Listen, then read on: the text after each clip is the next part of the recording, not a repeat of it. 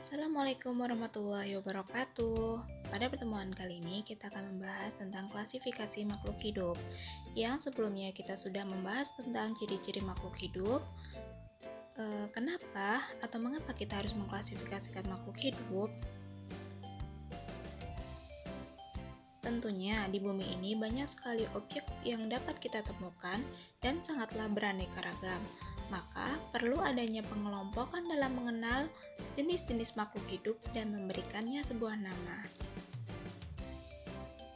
Dengan adanya klasifikasi, kita dapat mempelajari dan mengenal makhluk hidup, bagaimana hubungan antar makhluk hidup, dan manfaatnya bagi manusia atau makhluk lainnya.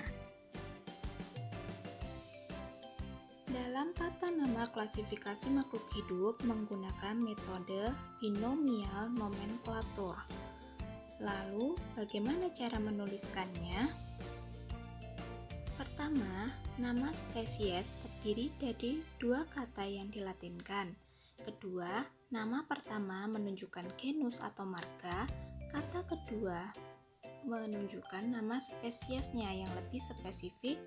Yang ketiga, kata pertama diawali dengan huruf besar dan kata kedua diawali dengan huruf kecil. Nah, contohnya itu pada Zenmai. Z pada kata pertama itu diawali dengan huruf besar. Lalu, mai yang di belakang kata kedua menggunakan huruf kecil. Yang keempat, nama spesies ditulis secara miring atau dicetak tebal ketika itu diketik. Namun, ketika tulis tangan cukup dengan memberikan garis di bawah kata. Contohnya yaitu pada nama Latin Paramecium caudatum. Di bawah kata paramecium itu diberi sebuah garis bawah, lalu di bawah kata caudatum juga diberi garis bawah. Dalam klasifikasi makhluk hidup, kini tengah dibagi menjadi 5 kingdom atau 5 kerajaan. Yang pertama yaitu Monera, yang kedua yaitu Protista, yang ketiga yaitu Fungi atau jamur, keempat adalah Plantae, dan yang terakhir atau yang kelima yaitu Animalia. Pada kali ini kita akan membahas Kingdom Monera dan Kingdom Protista. Mari kita bahas bersama. Monera terdiri dari bakteri dan ganggang hijau biru atau bisa kita sebut dengan Cyanophyta. Dan ciri dari Monera ini yaitu prokaryotik atau tidak memiliki membran inti pada selnya.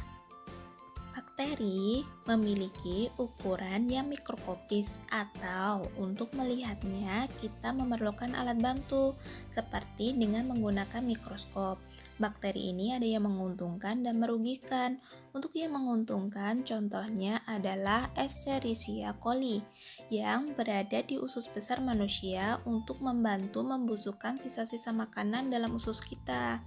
Nah, untuk yang merugikan itu ada Salmonella typhosa, yaitu penyebab penyakit tipus. Nah, yang kedua contoh lainnya yaitu Clostridium tetani yang bisa menyebabkan penyakit tetanus.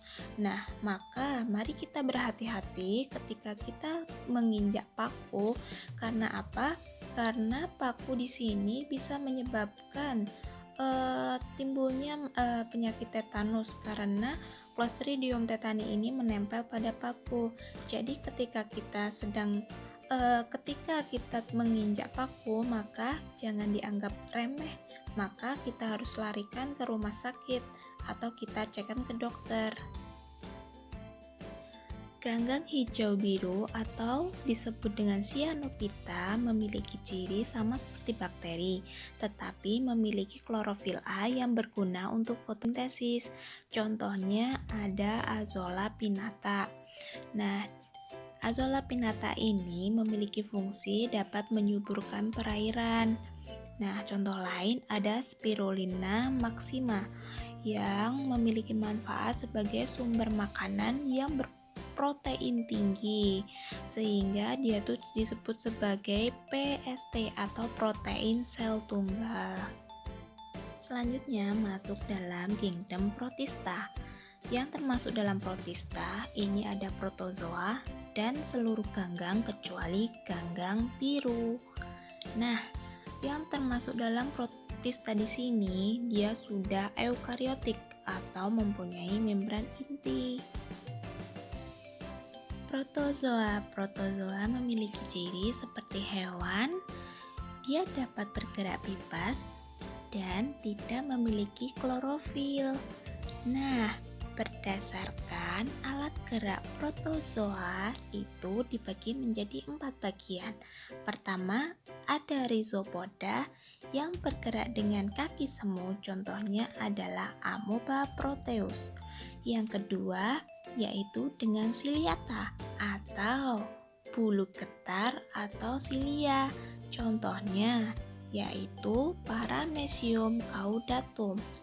Nah, ketiga yaitu flagella atau bulu cambuk, contohnya yaitu pada Trypanosoma gambiensis.